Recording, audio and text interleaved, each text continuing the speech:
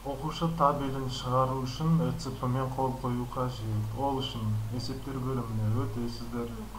Окуучулар дегенди тандайсыз, сыныбыңызды тандайсыз, окуушуну тандайсыз және де барлык кезеңдерди карастырасыз. Экинчи токсон, биринчи токсон битсе, мында биринчи токсондун гана багасы, эки токсон битсе, эки токсондун гана багасы турат. Барлык сынып кезеңдерди тандайсыздар. ЭСПны курастыргандан кийин окуушунун барлык багасы чыгады. Барлык багасы чыгып тургандан кийин ЭЦП аркылуу кол коюу батырмасын басасыздар. Осы жерде табелдин номери, сосын таңдап курстардын аттарын жазууга болот. Табелдин номери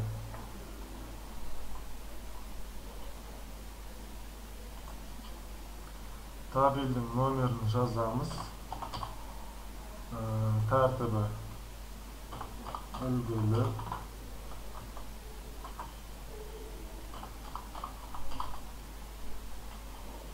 жылдың соңу болсо педагогикалык кеңештин шешимин жазасыздар. Жылдың ортасы болсо бул кажет этилмейди. Таңдоо пандерин жазасыздар.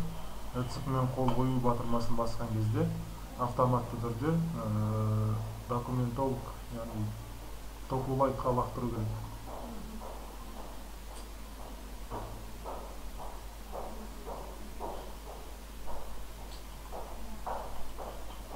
Осы жерде лактырган окусуңуз мына капкара кийде түсүп турады.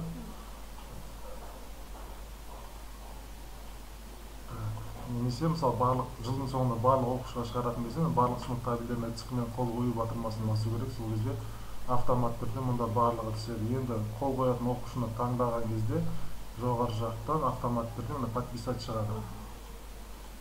Окуушуну тандайбыз, подписать батырмасын басамыз. Файлды тандыра береді. ЭЦП ключтарыңыз эгофтан аштырган ключтарыңызды тандайсыздар. Выбрать ЭЦП. Менде ол рабочий столда тур.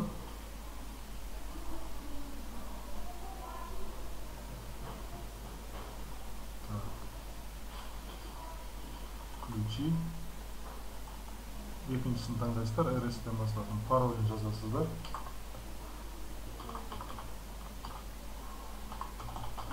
Паролин жазгандан кийин автомат түрдө аты жөндөөрүңүз чыгат. Подписать батырмасын басамыз. Загрузка жүрөт осы кезде.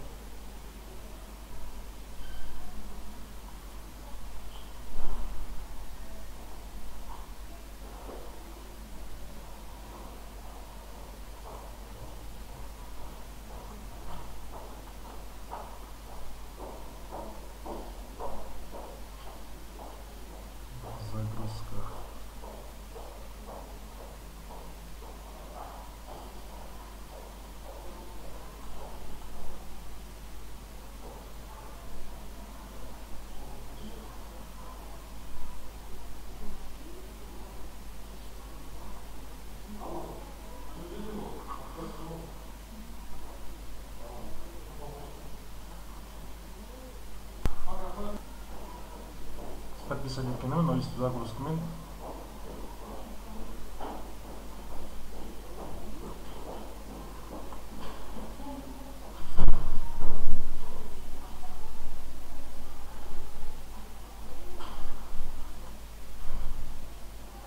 кол коюлду. Кол коюлгандан кийин окуушунун табель успеваемостун үстүнө басамыз. Осы жерде мына вложение табель успеваемости ученика PDF форматта турат. Осуну жүктөп аласыздар. Үстүнө бир рет бассаңыздар жүктөлөдү. Жүктөлүп түштү.